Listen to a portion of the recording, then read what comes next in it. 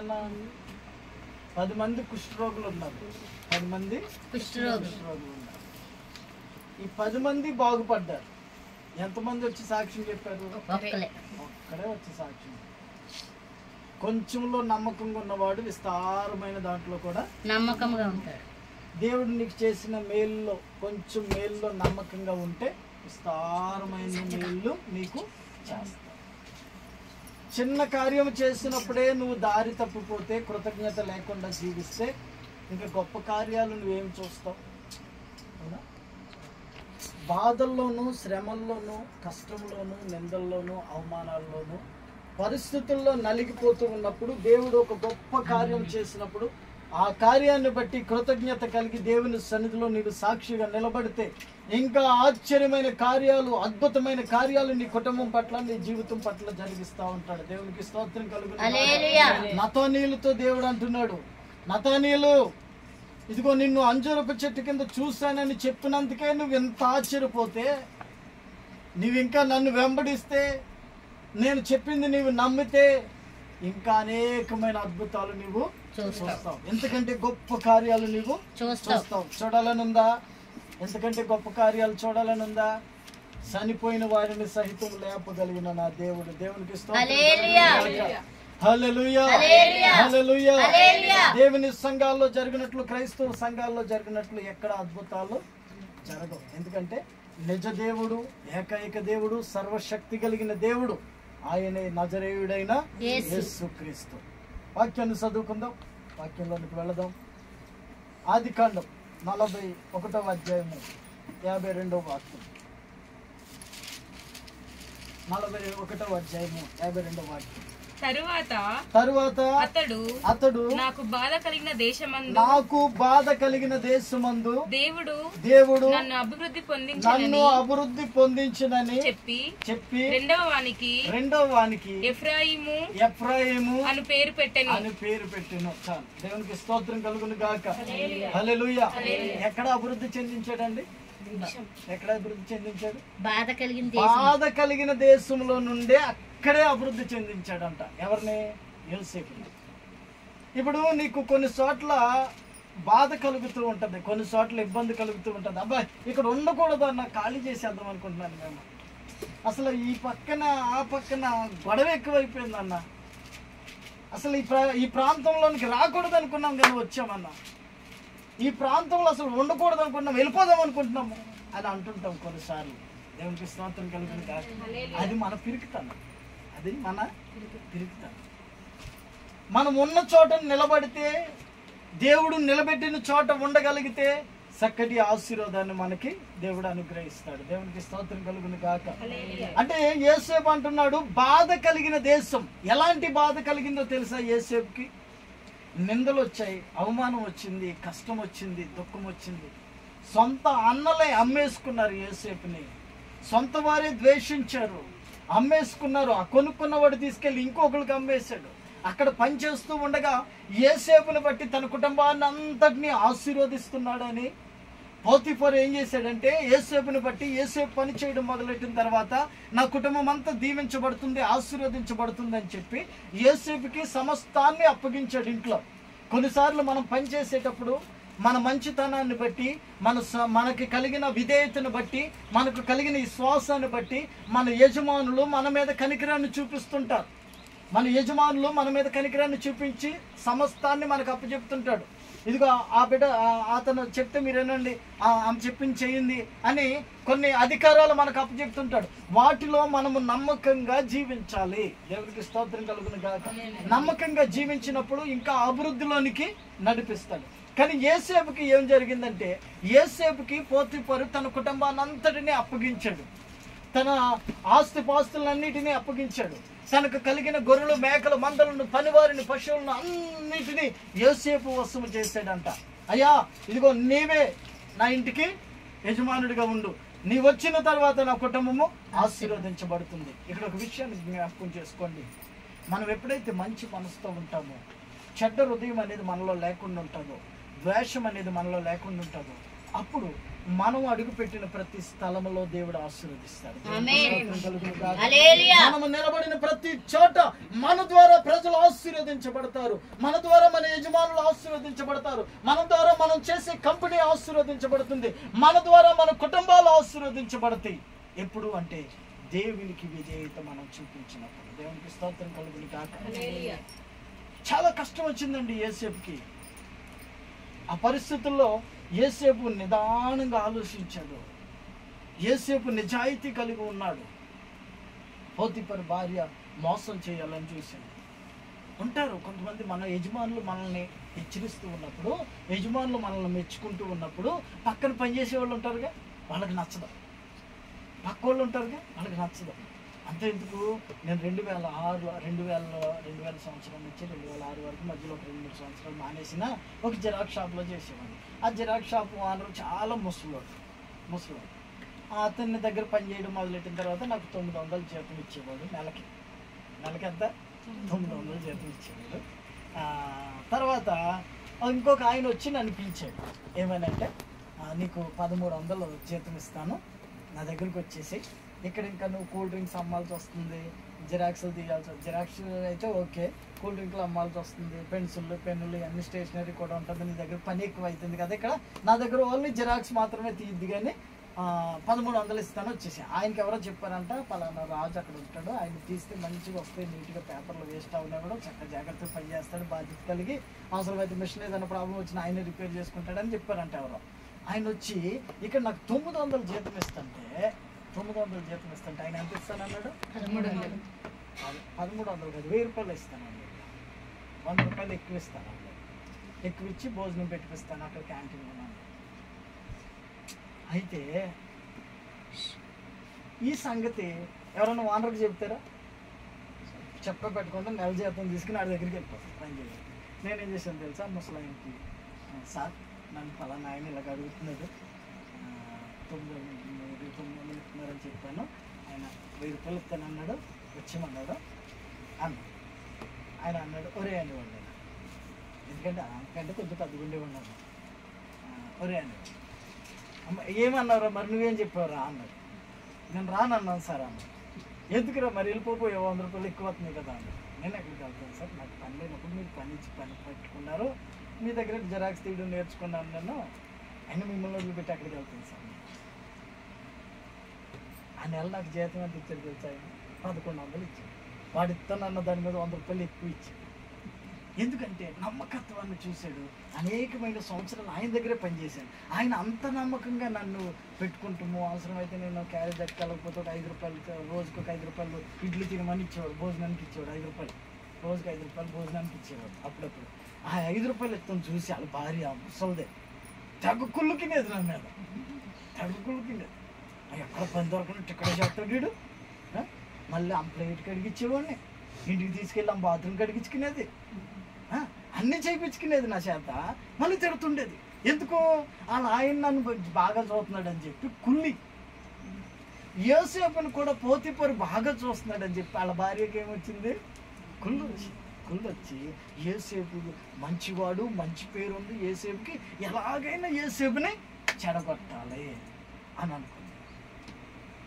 మనకు కూడా మంచి పేరు ఉన్నప్పుడు ఎలాగైనా మనం చెడగొట్టాలని సాతాను గారు శతకోటి ప్రయత్నాలు చేసి ఇంట్లో వాళ్ళని లేపుతుంటాడు, బయట వాళ్ళని లేపుతుంటాడు, మనతో పాటు పనిచేసే వాళ్ళని లేపుతుంటాడు.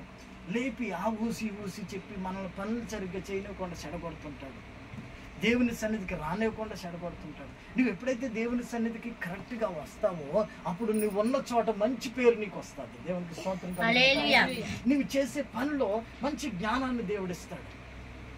అలాగ నాకు అక్కడ జీతం ఎంత అయిందో తెలుసా, 1800 జీతం అయింది అక్కడ ఆ జిరాక్స్ షాప్లో. అందరూ అనేవాళ్ళు, నీకు ఇన్ని పనులు వచ్చు కదా, అమ్మ సోడి దగ్గర ఏం చేస్తావు పని. నమ్మకంగా దేవుడు అక్కడి నుంచి బయటకు తీసుకెళ్ళిన తర్వాత ఏరే డ్యూటీలో జాయిన్ అయ్యాను. అక్కడ అభివృద్ధి అంతా తీసుకొచ్చాడు దేవుడు. ఓకే, యోసేపుని నానా హింసలు పెట్టారు, నానా హింసలు, చాలా శ్రమ కలిగింది. ఏమన్నాడు యోసేపు, నాకు బాధ కలిగిన దేశం. ఏ దేశంలో బాధ కలిగింది? అదే దేశంలో బాధ కలిగింది యోసేపుకి. ఆ దేశంలో బాధ కలిగిందని ఆ దేశం నుంచి వెళ్ళిపోలేదు యోసేపు. ఆ దేశపు పెద్దలను ఎవరిని ఎదిరించలేదు యోసేపు. ఆ దేశంలో వాళ్ళ ఇంట్లో పని వాళ్ళ మీద కానీ పనికత్తుల మీద కానీ ఎప్పుడు తప్పుడు ప్రచారం చేయలేదు ఆయన. మనమున్నాం, కొంచెం తేడా కనబడిందంటే ఊరందరికీ కాల్ చేస్తాం పట్టుకెళ్ళి. నోట్ల మాట ఆగదు కదా మనకి అస్సలు. సహోదరి ఎవరో ఒక తప్పు చేసినట్టు మనకు తెలిసిందనుకో అందరికి ప్రచారం చేసేస్తాం పట్టుకెళ్ళి. అదొకటి. రెండోది, ఎవరైనా కొంచెం లాభం వస్తుందని చెబితే దాని వెనకాల పరిగెడుతుంటాం. లాభాన్ని ఆశించకూడదు మనిషి ఎప్పుడు కూడా లాభాన్ని ఆశించకూడదు. ఉన్న దాంతో సర్దుకోవాలి. 5 రొట్లు 2 చేపలు ఎంతమందికి పంచాడు? 5,000 మందికి పంచాడు. ఎక్కడి నుంచి అన్న తెప్పించాడా రొట్లు? చేపలు ఎక్కడి నుంచి అన్న వచ్చినాయా? ఆంధ్ర విజయవాడ నుంచి చేసుకొచ్చాడా చేపలు? హల్లెలూయా. ఎక్కడి నుంచి తేలదు, ఉన్నదాన్ని దేవుడు సమృద్ధిగా ఆశీర్వదించేసి. దేవునికి స్తోత్రం కలుగును గాక. నీకు కొంచెం జీతమైనా పర్వాలేదు, అందులో నువ్వు నమ్మకంగా ఆ జీతంలోనే నువ్వు దశంభాగం చేసి దేవునికి ఇచ్చి కానుకిచ్చి ప్రార్థన చేయించుకుని దేవునికి నమ్మకంగా ఉంటే సమృద్ధిగా దేవుడు ఆశీర్వదిస్తాడు. స్తోత్రం కలుగును గాక. నీకు ఎంత బాధన్నా ఉండని, నీ యజమానురాలు నిన్ను నమ్మిందా అక్కడే పనిచేయడం మొదలు. వాళ్ళకి ఎప్పుడు అన్యాయం చేయాలని చూడొద్దు. ఒక్కగానొక రోజున నీ మీద ఎన్ని తప్పుడు అభిప్రాయాలు వచ్చినా వాళ్ళకి తెలుస్తుంది, ఫలానా వ్యక్తిని సంవత్సరాల నుంచి పనిచేస్తుంది కదా అన్న దగ్గర అని ఎప్పుడో ఒకప్పుడు దేవుడు ఆలోచనకి కలుగు చేస్తాడు. ఐగుప్తు దేశంలో 430 సంవత్సరాలు మన ఇశ్రాయేలు ప్రజలు పితరులు నలిగిపోయారు. అక్కడ శ్రమ అనుభవించారు, కష్టం అనుభవించారు, దాసి పనిచేశారు, బానిసత్వం చేశారు. అక్కడి నుంచి 430 సంవత్సరాల తర్వాత అక్కడి నుంచి తిరిగి వచ్చేటప్పుడు దేవుడు ఏం చేశాడు తెలుసా? ఐగుప్తీయుల కంట ఇశ్రాయేలీల మీద కటాక్షం కలుగు చేశాడంట, అంటే ప్రేమ కలుగు చేశాడంట. ఇశ్రాయేలీలు ఏం చేశారో తెలుసా? లక్ష్మ వెళ్ళిపోతున్నావా పనిలో నుంచి? వాళ్ళ వెళ్ళిపోతున్నామమ్మా, మా ప్రభువుని ఆరాధించుకోవడానికి వెళ్ళిపోతున్నాం అంటే, సరే అమ్మ వెళ్తే వెళ్ళావు, కానీ ఇది ఈ బంగారపు గాజులు ఉన్నాయి తీసుకెళ్ళి, ఈ బంగారపు కడీలు ఉన్నాయి తీసుకెళ్ళి. అలాగా ప్రతి వాళ్ళు పనిచేసే దగ్గర ఏం చేశారంట? బంగారము ఎండి తెచ్చుకున్నారంట ఇశ్రాయేలు. 430 సంవత్సరాలు పనిచేశారు. ఏ రోజాన్ని ఇచ్చారా? తిండే సరిగ్గా పెట్టలేదు. కానీ ఎప్పుడైతే అక్కడి నుంచి దేవుడు పిలిచినప్పుడు దేవుని మాటకు లోబడి బయటకు వస్తాం మొదలెట్టారో దేవుడు ఏం చేశాడు తెలుసా? వాళ్ళు పనిచేసిన యజమానురాలకి కటాక్షం కలుగు చేశాడంట, కరుణ కలుగు చేశాడంట, ఆ దయాగుణం కలుగు చేశాడంట. అప్పుడు వాళ్ళు ఏం చేశారు? వీళ్ళు వద్దన్నా సరే ధాన్యము, గోధుమలు, గొడ్లు, మేకలు, గొర్రెలు, మందలు, మనకి 10 గొర్రెలు ఉన్నాయి కదా తీసుకెళ్ళి, అమ్మ ఇంకో కడియాలు ఉన్నాయి, గాజులు ఉన్నాయి, వెండి బంగారం తీసుకెళ్ళండి అని ఇచ్చారు. అవన్నీ తెచ్చుకుని పనిమాలలో ఏం చేశారు తెలుసా? చెవులు, పోగులు ఇవన్నీ తెచ్చుకున్నాయి గుప్తు దేశం నుంచి. ఏం చేశారు తెలుసా?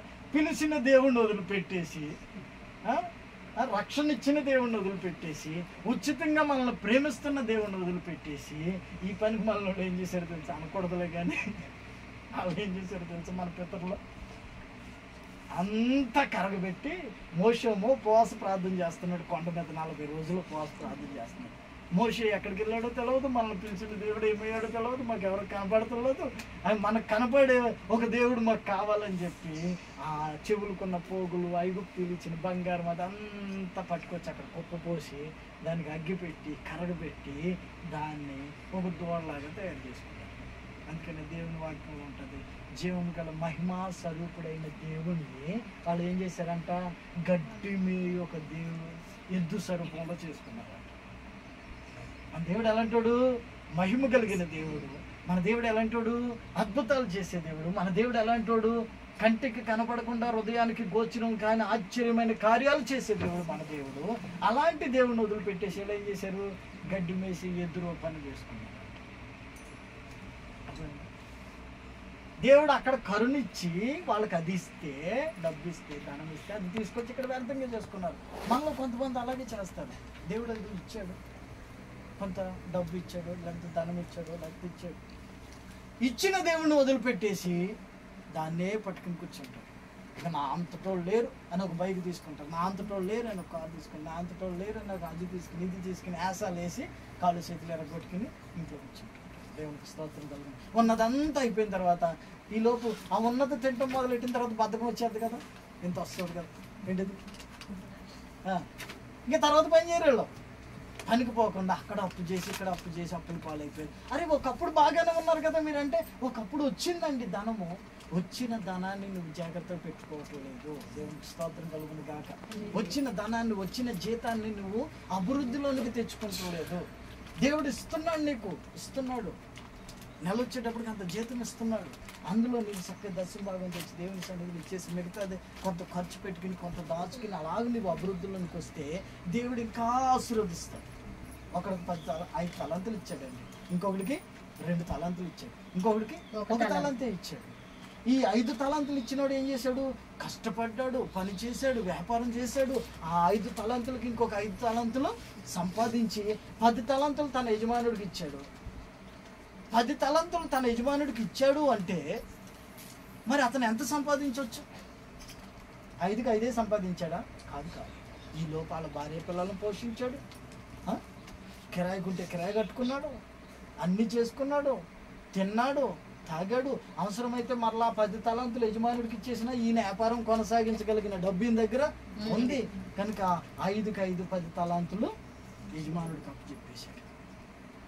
అతను తిన్నాడు, అతను బిడ్డలను పోషించుకున్నాడు.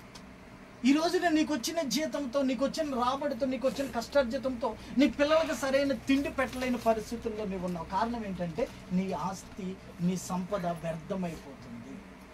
ఎందుకు? యోసేపు లేక నిజాయితీ నీ దగ్గర లేదు, నిజాయితీ లేదు. అన్యాయము మనసు వచ్చేసింది నీ దగ్గరికి, నాది అని అనుకుంటున్నావు, ఏది నీది కాదు. హల్లెలూయా. నువ్వు సొంతంగా ఎంత సంపాదించినా అది నీకు కూడా. హల్లెలూయా.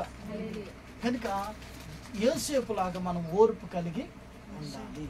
యోసేపుని తీసుకెళ్ళి జైలు వేసాడు. జైలు వేస్తే ఆ జైలు ఎలాంటిది అంటే కూర్చుంటే లేగలేము, లెగిస్తే కూర్చోలేము అన్నట్టు ఇరుకుగా ఉంటుంది. పెద్ద పెద్ద రాడ్లు, గొలుసులు వేసాడు, ఈ చేతి గొలుసులు వేసాడు, మెళ్ళ గొలుసులు వేసాడు. ఒక బందిపోటు దొంగని బంధించినట్టు బంధించి జైలు వేసేసాడు. కొన్ని సంవత్సరాలు ఉండిపోయాడు జైల్లో. ఎవరికి తెలియదు ఆయన జైల్లో ఉన్నాడు, ఆయన అన్నదమ్ములకి తెలియదు, తండ్రికి తెలియదు, ఎవరికి తెలియదు. జైల్లో మగ్గిపోతూ ఉన్నాడు. భయంకరమైన శోధన వచ్చేసింది. మనం కొన్నిసార్లు ఏం చేస్తామో తెలుసా? అడ్డదారులు వెళ్ళి సంపాదించడానికి ప్రయత్నం చేస్తాం. మీ భర్తలకు చెప్పండి, ఒకవేళ అలాంటి ప్రయత్నాలు చేస్తుంటే అయ్యా అది మనకు అవసరం లేదు, నిజాయితీగా పోదాము అని చెప్పండి. ఇంకొక మాట చదివిపిస్తాను, చదవండి. కీర్తనల గ్రంథం 37వ అధ్యాయం. కీర్తనల గ్రంథం 37వ అధ్యాయం జాగ్రత్తగా చదవండి. నీతిగా నిజాయితీగా జీవిస్తే రోజులు ఎక్కడ ఉన్నాయి అన్న అంటారు మీరు. మర్యాదగా మంచిగా పోతే రోజులు లేవన్నావు అంటారు నాతో చాలామంది అన్నారు. దేవునికి స్తోత్రం కలుగుతారు. హల్లెలూయా. చదవండి 37:25. నేను చిన్నవాడినై ఉంటిని, ఇప్పుడు ముసలోడిని అయిపోయాను. అయినను నీతిమంతులు విడవబడుట గాని వారి సంతానము భిక్షమెత్తుట గాని నేను చూచి ఉండలేదు. హల్లెలూయా. నీతిమంతులు రోడ్డు మీద ఎడవబడడం గాని, ఇల్లు ఆకలి లేకుండా రోడ్ల మీద ఉండడం గాని, వాళ్ళ సంతానం అంటే వాళ్ళ పిల్లలు భిక్షమెత్తుకుంటా రోడ్ల మీద కనపడడం కానీ నేను చూడలేదు. ఎప్పటి నుంచి? చిన్నోడినై నుంచి ఇప్పుడు ముసలోడిని అయిపోయాను. ఇన్ని సంవత్సరాలు నా జీవితంలో నీతిగా బ్రతుకునోడు ఎవడో కూడా విడవబడటం నేను చూడలేదు. నీతిగా నిజాయితీగా బ్రతికిన వాళ్ళు పిల్లలు ఎవరో కూడా భిక్షమెత్తుకుని అడుక్కోవడం నేను చూడలేదు. ఎందుకంటే నీతి మనిషిని రక్షిస్తుంది, నీతి మనిషిని కాపాడుతుంది. నీ నీతి, నీ నిజాయితీ నీ బిడ్డలకు ఆసరాగా నిలబడుతుంది. నీ నీతి, నీ నిజాయితీ నీ బిడ్డలను పోషిస్తుంది. దేవునికి స్తోత్రం కలుగును గాక. హల్లెలూయా. నాన్నగారు మా అమ్మగారు ఏం సంపాదించలేదండి. ఎవరితో 1 రూపాయి ఆశించేవాళ్ళు కాదు. అది కౌలు పొలం చేసేవాళ్ళు. ఆ పొలాన్ని కూడా ఎంత పెద్ద మెరక నీళ్ళు వచ్చేవి కాదు. అలాంటిది ప్రతి మే నెలలో దాంట్లో నుంచి మట్టి తోలిపించి మరలా బలం కోసం మళ్ళీ పెంటేసి, మట్టి తోలిపించి మరలా పెంటేసి అలాగ నీళ్ళు వచ్చే పొలంగా చేసి ఆఖరికి అది పంట పండి సమృద్ధికరమైన పంట వచ్చేటానికి వాళ్ళు బలం తగ్గిపోయి పొలం చేయడం మొదలేసారు. వాళ్ళంతా నీతిగా నిజాయితీగా బ్రతికారు. ఎవరితో ఒక సొమ్ము ఆశించేవాళ్ళు కాదు. మా నాన్నగారు అనేవాడు, ఎవడో టీ ఇప్పిస్తున్నాడు అని ఆడు కూడా ఇళ్ళమనుకో, పొద్దున్నాడు మాట వినాలి, ఆడు చెప్పినట్టు చేయాలి, నేను ఎందుకు వెళ్తాను అనేవాడు. ఈ దగ్గర డబ్బులు లేకపోయినా ఏమి లేకపోయినా ఎవడో టీ ఇప్పుతున్నాడు అని వెళ్ళామనుకో, వాడు కాళ్ళ కింద నీళ్ళు కడగాల, అవసరమా నాకు అంటాడు మా నాన్న. అందుకే ఎవరితో ఆశించేవాడు కాదు. ఇవాళ దేవుడు నన్ను వదిలేశాడు. 6వ తరగతి 2 సార్లు ఫెయిల్ అయిపోయాను. ఎంత మంచి వాక్యం చెప్పే జ్ఞానాన్ని దేవుడు ఇచ్చాడు, ఎంతమంది ప్రజలు నాకు దేవుడు ఇచ్చాడు. మా నాన్న మా అమ్మ చనిపోయారు, 10 సంవత్సరాలు అయిపోయింది. వదిలేసాడా తన పిల్లల్ని? నీతిగా నిజాయితీగా బ్రతకడం నేర్చుకో, దేవునికి సాక్షిగా బ్రతకడం నేర్చుకో. అప్పుడు నిన్ను నీ కుటుంబాన్ని వర్ధిల్ల చేస్తాడు దేవుడు. దేవునికి స్తోత్రం కలుగును గాక. హల్లెలూయా, హల్లెలూయా. సాతాను కూడా ఆశీర్వదిస్తాడు మనిషిని. ఎలాగ ఆశీర్వదిస్తాడు తెలుసా? బహుబాగా ఆశీర్వదిస్తాడు. సాతాను కూడా ఆశీర్వాదం ఎలా కనిపెట్టాలి మనం? బహుబాగా ఆశీర్వదిస్తాడు. ఒక రోజున ఒక ఆయన అరటిపళ్ళు అమ్ముకుంటున్నాడు. అంటే బస్ స్టాండ్ దగ్గర నిలబడి అరటిపళ్ళు అమ్ముకుంటుంటే వాడి దగ్గరికి వెళ్ళిందంట. రే, అరటిపళ్ళు అమ్మితే ఎంత వస్తాయి నీకు? రోజుకి 50 రూపాయలు వస్తాయండి అన్నాడు. నేను అప్పుడప్పుడు భాష మారుతుంటాను, ఏమనుకోకుండా. ఎందుకంటే ఇంచుమించు ఆంధ్ర తెలంగాణ అంతా తిరిగాను కనుక ఆ భాషలన్నీ కొంచెం అలవాటు అయిపోయింది. గుంటూరు, ఒంగోలు. 50 రూపాయలు వస్తాయండి అన్నాడు అంట. అరే, 50 రూపాయలతో ఏం బ్రతుకుతున్నావు నువ్వు? రేపొద్దున మళ్ళీ అట్టుపడికి వెళ్ళి కొనుక్కోవాలా? మళ్ళీ నీ పిల్లలకి అన్నం పెట్టాలా? నీ పిల్లలకి 3 పూటలు అన్నం పెట్టగలుగుతున్నావా? లేదండి. మంచి బట్టలు కొనగలుగుతున్నావా పండుగ వస్తే? లేదండి. నీ భార్య పిల్లలు కారులో తిరగడం లేదా నీకు? ఉంది. ఈ సాతాను గడ అంటాడంట, ఇవన్నీ చేయాలంటే అరటిపళ్ళు అమ్మి ఎప్పటికి సంపాదిస్తాం? నేను ఒక ఐడియా ఇస్తాను, పాలు. చూడండి, మన అవసరాలను బట్టి, మనలో ఉన్న కోరికలను బట్టి సాతాను గడ మనల్ని ప్రేరేపించి తప్పుదోవలో నడిపిస్తాడు. ఆమేన్, హల్లెలూయా, హల్లెలూయా. మనలో ఉన్న కోరికను బట్టి వాళ్ళ బీరువా కొనుక్కున్నారు, మనం కొనుక్కోవాలి. వాళ్ళు బంగారం కొనుక్కున్నారు, మనం కొనుక్కోవాలి. వాళ్ళు కారు కొనుక్కున్నారు, మనం కొనుక్కోవాలి. వాళ్ళు ఇల్లు కొనుక్కున్నారు, మనం కొనుక్కోవాలని ఎప్పుడైతే మనకు ఆ ద్వేషం ఉంటుందో, ఆలోచన, ఆ కోరికలు ఉంటాయో, ఆ కోరికలను బేస్ చేసుకుని, ఆ కోరికలను ఆసరా చేసుకుని సాతాను గడ ఏం చేస్తాడంటే మనల్ని మార్గాన్ని మళ్ళించేస్తాడు. దేవునికి ఇష్టం లేని బ్రతికేటట్టు చేస్తాడు. దేవునికి స్తోత్రం కలుగును గాక. హల్లెలూయా. వాడి దగ్గరికి వెళ్ళి చెప్పిందంట, అరటిపళ్ళు అమ్మితే ఇప్పటికి బాగుపడతావురా నువ్వు? సారా ప్యాకెట్లు అమ్మరు ఎప్పటి నుంచి అన్నారు. సారా ప్యాకెట్లు అమ్మడం తప్ప న్యాయమైంది. సారా ప్యాకెట్లు అమ్మి రోజుకు 1000 రూపాయలు వస్తాయి అన్న. అండ్ నిజంగానే ఏం చేశాడు? సారా ప్యాకెట్లు అమ్మడం మొదలెట్టాడు. రోజుకు 1000 రూపాయలు వస్తుంది. ఒకరోజు 2000 వస్తుంది. మజ్జిగ తాగమంటే తాగరు కానీ కళ్ళు తాగమంటే తాగుతారు కదా జనం. హల్లెలూయా. సారా ప్యాకెట్లు అమ్మడం మొదలెట్టి డబ్బు వస్తూ ఉంది. ఆ డబ్బు తీసుకుని వెళ్ళి ఒక రూమ్ కిరాయికి తీసుకున్నాడు. ఆ రూమ్లో 4 కుర్రోళ్ళు కూర్చోబెట్టి ప్యాకెట్ ఆడించడం మొదలెట్టాడు. దానికి ఒక క్లబ్ అని పేరు పెట్టాడు. ఆ క్లబ్ ఓనర్ అయ్యాడు, రెస్టారెంట్ ఓనర్ అయ్యాడు. బిజినెస్లు పెరిగిపోతూ ఉన్నాయి, డబ్బు వస్తూ ఉంది, బిజినెస్లు పెరిగిపోతూ ఉన్నాయి. సాతాను గడ ఆశీర్వాదం. బిజినెస్లు పెరిగిపోతూ ఉన్నాయి. అంటే 1 సంవత్సరం 2 సంవత్సరాలు తిరిగి వచ్చేటప్పటికి వాడంత డబ్బు గల్లోడికి కావట్లేదు. పొలాలు కొనేసాడు, పనులను పెట్టేశాడు, కళ్ళు అమ్ముతూ మొదలెట్టాడు, సారా అమ్ముతూ మొదలెట్టాడు, ఎన్నో దుకాణాలకు సప్లై చేయడం మొదలెట్టాడు. మంచి వ్యాపారస్తుడు అయిపోయాడు, మంచి బిజినెస్ అయిపోయింది. ఇంకా ఇంట్లో కూర్చునేది కూడా బంగారం కట్టించుకుంటాడు. హల్లెలూయా. ఇంకేం తక్కువ ఉంది? ఆ లెవెల్లో ఎదిగిపోయేటప్పటికి ఒక రోజున ఆడింటికి వచ్చేటప్పటికి వాళ్ళ ఇంట్లో నుంచి ఎవడో ఒకటి తెలిసిన అతని ఇంట్లో నుంచి బయటికి వెళ్ళాడట. ఒక చిన్న అనుమానం వచ్చింది భార్య మీదకి. కానీ అడిగితే ఏమనుకుంటుందో అని అడగల.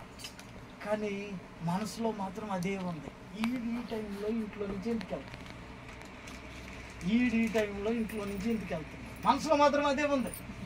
అడుగుదామా ఎందుకు లేదు. షాప్లో దుకాణంలోకి వెళ్ళి కూర్చున్నా అదే ఆలోచన. డబ్బులు లెక్కట్టడం మర్చిపోతున్నాడు. దుకాణం అంతా బిజినెస్ తగ్గిపోతుంది, బిజినెస్ మీద కాన్సన్ట్రేషన్ తగ్గిపోయింది, పొలాల మీద కాన్సన్ట్రేషన్ తగ్గిపోయింది. అప్పులు అవుతున్నాడు, అప్పుల కోసం ఉన్నాయి అమ్మేస్తూ ఉన్నాడు. బిజినెస్ అంతా డల్ అయిపోయింది. చేతి కింద పని చేసేవాళ్ళు కూడా ఈడి సరిగ్గా పట్టించుకుంటలేదు కదా, ఆనరు ఆడెందుకు పని చేస్తాడు. ఇంకా అలాగే ఆడి మనసు పాడైపోయి ఒక రోజు ఫుల్గా తాగేసి వచ్చి వాళ్ళ భార్యను అడిగాడు, ఏమే ఫలానా రోజు వాడు ఆ టైంలో ఇంట్లో నుంచి ఎందుకు వెళ్ళాడు అంటే ఈవిడ గారు ఊరుకుంటుందా? ఇన్ని సంవత్సరాలు నీతో కలిసి ఉన్నాను నేను, నా మీద ఈ పాడు అనుమానం కడుతున్నావు నువ్వు, నువ్వొద్దు, నీ ఇల్లు వద్దు, నీ సంవత్సరం వద్దని చెప్పి పెట్టివాడు చదువుకుని అమ్మగారు వెళ్తే. ఇక రోజు తాగుడు, ఉదయాన్ని లెగిస్తే మందుతోనే మొహం కడుగుడు, బిజినెస్ అంతా డల్ అయిపోయాయి, బిజినెస్లు అన్నీ ఎత్తేసాడు, బ్రతుకంతా దిగజారిపోయింది. ఫుల్గా తాగేసి ఒక రోజున ఆ గుంటూరు రైల్వే ఎక్స్ప్రెస్ రైలు వెళ్తుంటే దానికి ఎదురుకుండా నిలబడి, ఏయ్ ఆగుతావా లేదా, చెప్తున్నా ఆగా అంటున్నాడు.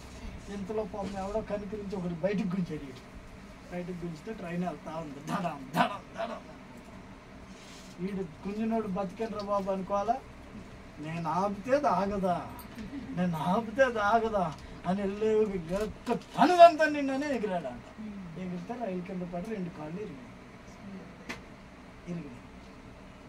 ఆ మూడో సంవత్సరంలో ఒక పీట తయారు చేసుకుని ఆ పీటకి చక్రాలు వేసుకుని పీట మీద కూర్చుని సిగ్నల్ దగ్గర అడుక్కుంటున్నాడు. సాతాను గడిచ్చే ఆశ్రమం అలా ఉంటుంది. ఎప్పుడు వెళ్ళిపోద్దో తెలియదు, అది ఎప్పుడు మీద పడి తొక్కుతాడో తెలియదు, ఎప్పుడు కింద పడేస్తాడో తెలియదు. కనుక ఆశీర్వాదం కోసం కంగారు పడకూడదు. హల్లెలూయా. బహుమంది భక్తిహీనులకున్న ధనము కంటే నీతిమంతునికి కలిగినది కొంచెమైనను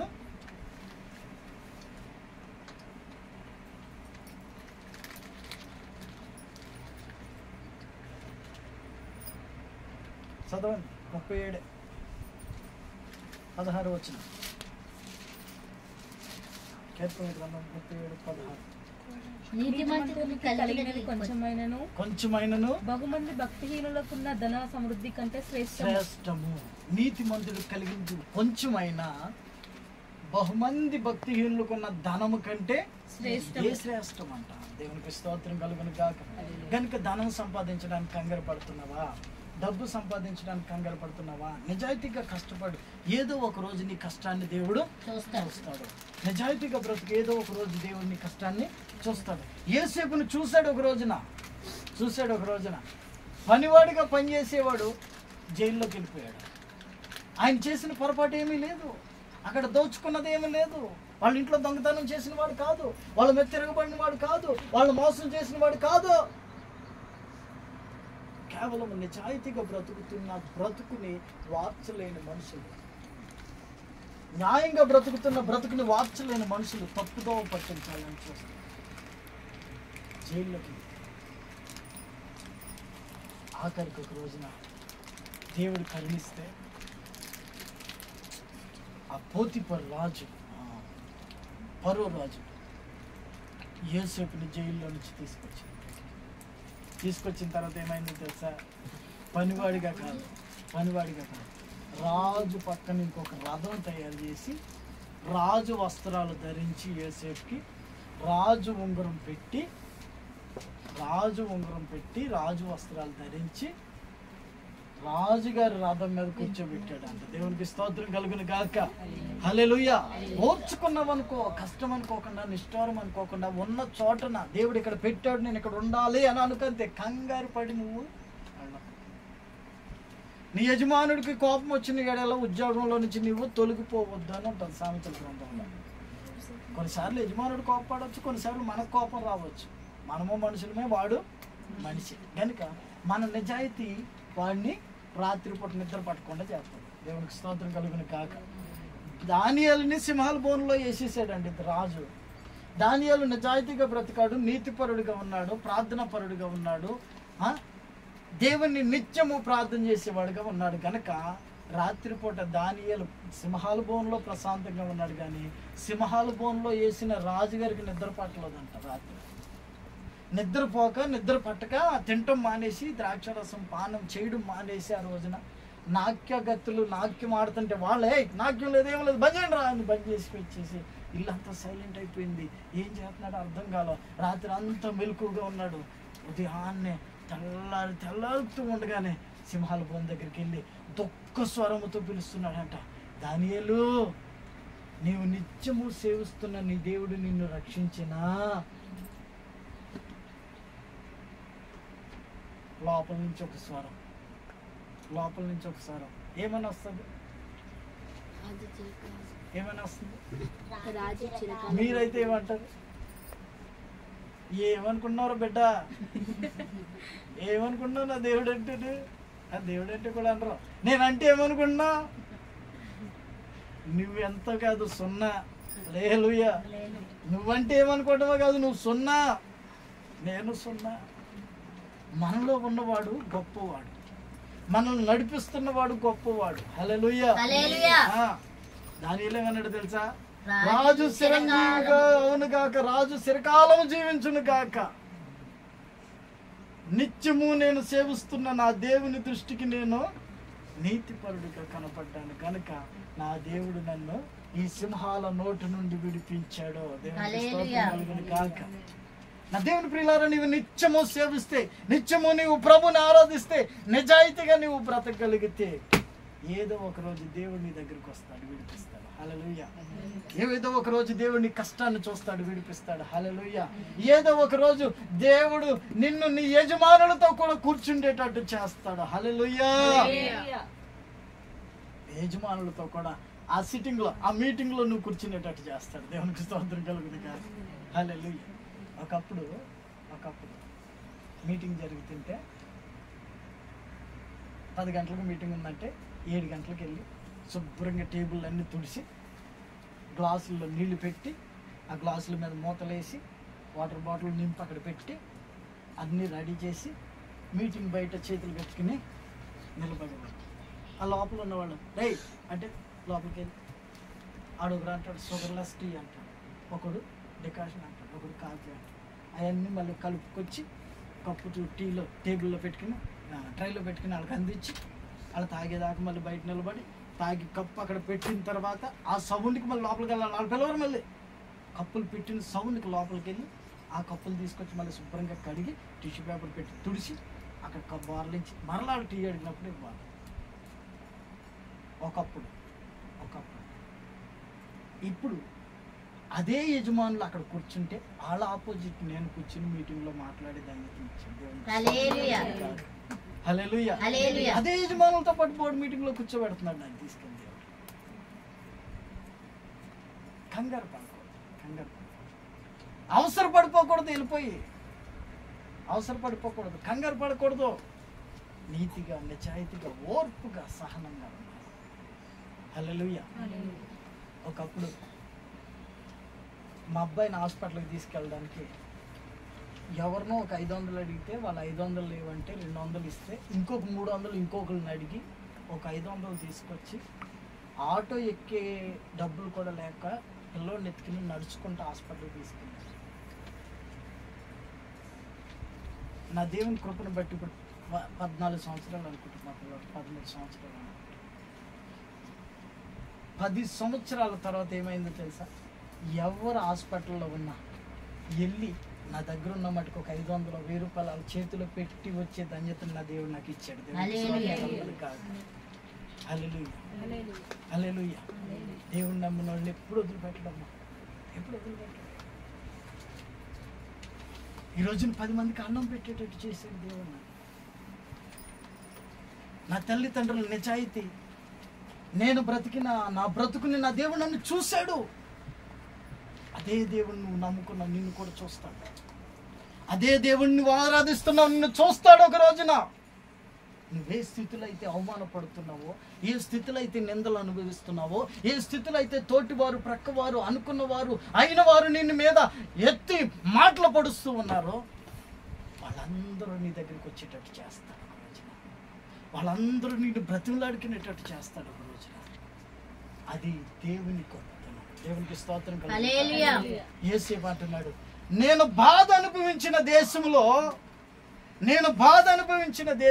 ఏం చేశాడంట? అభివృద్ధిని కలుగు చేశాడు. దేవునికి స్తోత్రం కలుగును గాక. నువ్వు ఈరోజు బాధ అనుభవిస్తున్నావా నా ప్రియ సహోదరి సహోదరులారా? ఈరోజు నువ్వు బాధ అనిపిస్తున్నావా? కష్టం అనుభవిస్తూ ఉన్నావా? నిందలు అవమానాలు పాలవుతున్నావా? దేవుడు ఒకరోజు నిన్ను చూడబోతూ ఉన్నాడు. ఆయన నిన్ను చూసి నిన్ను లేవనెత్తాడు అనుకో, నీ యజమానులతో కూడా కూర్చుండబెడతాడు. దేవుడు కాక రాజు తర్వాత రాజుగా చేసేసాడండి. తీసుకొచ్చి యేసేపుని అసిస్టెంట్గా కాదు, పనివాడిగా కాదు, ఆయన ముద్ర వేసాడంటే అది చల్లాలి రాజ్యంలో. యోసేపు మాట వినకుండా ఎవ్వరు ఉండకూడదు అక్కడ. పేరుకి రాజుని నేనే, కానీ నీ మాట సెలవు లేకుండా ఏది జరగకూడదు. హల్లెలూయా. అంత గొప్ప స్థానంలో యోసేపుని నిలబెట్టాడు. నన్ను నిన్ను వదిలేస్తాడా? యోసేపు నమ్ముకున్న దేవుడు నువ్వు నమ్ముకున్నావు. యోసేపు ఆశ్రయించిన దేవుడే నీవు ఆశ్రయించావు. యోసేపు కంటే కష్టాలు వస్తున్నాయా నీకు? యోసేపు ఎక్కడ పొరపాటు చేసిన వాడు కాదండి. తనలో ఉన్న కోరికలని రెచ్చగొట్టిన వారిని సైతం త్రోసివేసి వెళ్ళిపోయిన వాడండి యోసేపు. అలాగ నువ్వు జీవించగలుగుతున్నావా? అలాగ నీ కుటుంబంలో నీ బిడ్డలకు నేర్పించగలుగుతున్నావా? అలాగ నీ బిడ్డలు జీవించడం వాళ్ళకి అలవాటు చేస్తున్నావా? హల్లెలూయా. ఈ రోజున పిల్లలు ఎదుగుతున్నారు, మాట వెనక తల్లిదండ్రులు ఏడుస్తున్నారు. పిల్లలు చెయ్యందొచ్చారు, తల్లిదండ్రులు అంత ఎత్తు అవుతున్నారు, పిల్లలు బలమవుతున్నారు. కానీ వాళ్ళు మాట వెనక, వాళ్ళు చిన్నతనంగా ఉన్నప్పుడేమో వాళ్ళు ఎదిగే వయసులోనేమో నా కొడుకు హీరోలాగా ఉండాలని ఆ బట్టలు కొనిచ్చి, ఈ బట్టలు కొనిచ్చి, ఆ బైకులు కొనిచ్చి, ఈ బైకులు కొనిపించి. నువ్వు ఎక్కడ అలవాటు చేస్తున్నావు తెలుసా? పిల్లలకి ఎక్కడ అలవాటు చేస్తున్నావు తెలుసా? వాళ్ళ మందిరానికి వచ్చే పిల్లలు నువ్వేమంటున్నావు తెలుసా? బిడ్డ రేపు ఎగ్జామ్ ఉంది కదా, చదువుకో, ఇంట్లోకి వచ్చింది. అప్పుడు అక్కడ ఆడికి అర్థమవుతుంది, ఓహో ఎగ్జామే ఎక్కువ దేవుని కంటే. హల్లెలూయా. దేవుని కంటే ఏమి ఎక్కువ అనుకుంటున్నాడు వాడు? ఎగ్జామే ఎక్కువ అనుకుంటున్నాడు. ఇప్పుడు ఆ ఎగ్జామ్ కోసం ఏం చేస్తాడు? దేవుని సన్నిధిని మానేస్తాడు. హల్లెలూయా. ఒక రోజున మొన్న ఫ్రైడే రోజు ఆల్ నైట్ ఉంది, వెళ్ళాలి, పోయిన ఫ్రైడే. వాడికి హోంవర్క్లు అన్నీ పెండింగ్ ఉన్నాయంట. ఎప్పుడు చెప్పడు, పెండింగ్ అని మాత్రం చెప్పడాడు. అలాంటిది ఆ రోజు ఏమనుకున్నాడు, నాకు వర్కులు పెండింగ్ ఉన్నాయి, నేను రాసుకోవాలి అన్నాడు. ఎప్పుడు ఇచ్చినాయి అమ్మ అని మర్యాదగా అడిగాడు. 4 రోజులు అయిందంట ఇచ్చి. 4 రోజుల నుంచి ఏం చేసావు బిడ్డ? రేపు రాత్రి అంతా నిద్రపోకుండా రాసుకుని కానీ అదను చెప్పాను. తీసుకెళ్ళి మందిరంలో కూర్చున్నాడు, ఆరాధనలో పాల్గొన్నాడు. తర్వాత ఇంటికి వచ్చిన తర్వాత పడుకున్నాడు. పొద్దున్నే లేచి కాసేపు రాసుకున్నాడు. అయిపోయింది, కంప్లీట్ అయిపోయింది.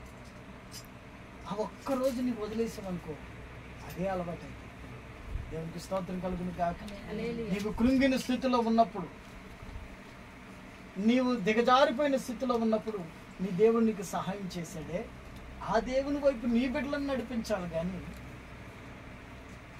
ఈ లోక సంబంధమైన పనుల వైపు నీవు నడిపించావనుకో, అది వాళ్ళకి అలవాటుగా మారి పొరపాట్లు చేయడం మొదలెట్టి నీకు దక్కకుండా పోతారు.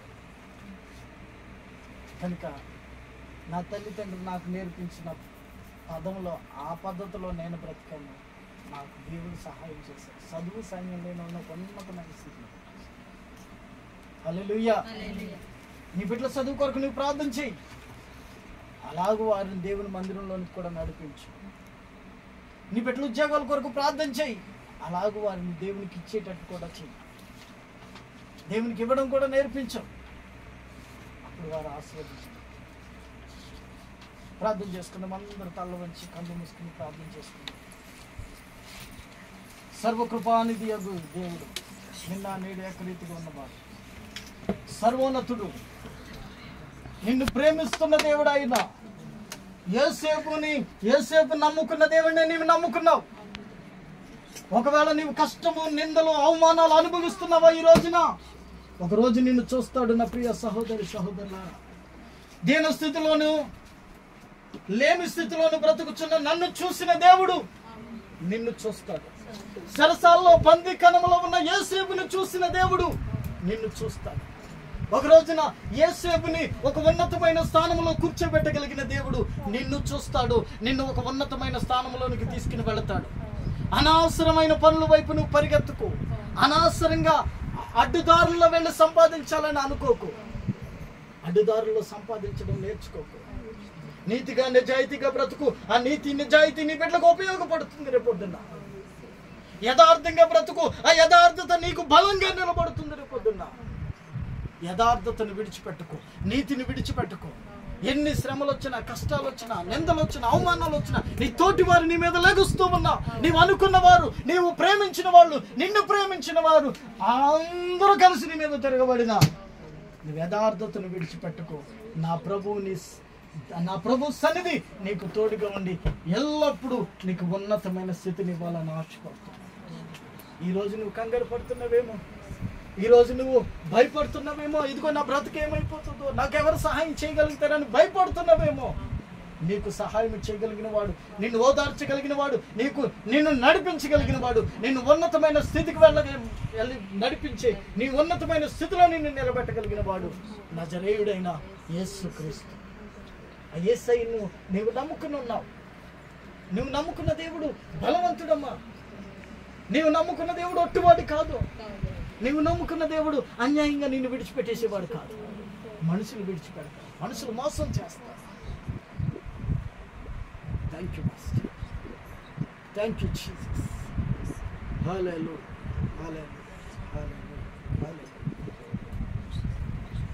హల్లెలూయా, హల్లెలూయా, హల్లెలూయా, హల్లెలూయా, హల్లెలూయా. ఇలా నాకెవ్వరు లేరనుకొనగా నాదరి చేరితివే, నేను నమ్మిన వారే నన్ను విడచినను, విడువని దేవుడవు. ఇలా నాకెవ్వరు లేరనుకొనగా నాదరి చేరితివే, నమ్మిన వారే నన్ను మరచినను, మరువని దేవుడవు. నీ ఆశలే నాలో చిగురించెను, నీ మరచినను, నీ ఆశలే నాలో చిగురించెను, నీ